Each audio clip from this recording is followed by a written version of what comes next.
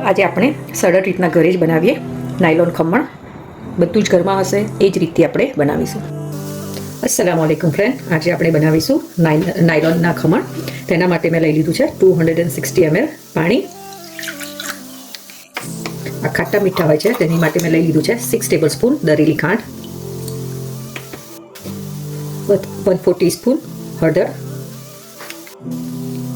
1 teaspoon જેટલા લીંબુના ફૂલ, સ્વાદ અનુસાર નમક,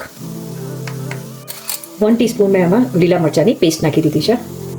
હવે 1 મિનિટ સુધી આપણે આ બ્લેન્ડરથી આપણે તેને મિક્સ કરી લઈશું. અગર તમારી જોડે બ્લેન્ડર ના હોય તો તમે વિસ્કથી પણ કરી શકો છો. હવે હું આમાં એડ કરી દઈશ 200 ગ્રામ બેસન, જે મેં એને ચારી લીધું છે. હવે પાછા આપણે બ્લેન્ડરની મદદથી આપણે એમાં એડ કરીશું 2 ટેબલસ્પૂન ઓઇલ. એનાથી સોફ્ટ બી થશે.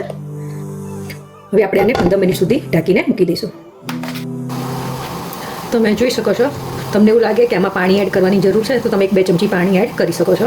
હવે આપણે એમાં એડ કરીશું 1 ટીસ્પૂન જેટલો ઈનો, 1 ટીસ્પૂન જેટલો ઈનો એડ કર્યો છે. અને હવે એમાં એડ કરીશું આપણે થોડુંક લીંબુનું, તો એના લીધે અને એને હાથથી જ આપણે હલાવીશું 1 મિનિટ સુધી એક જ સાઈડ પર.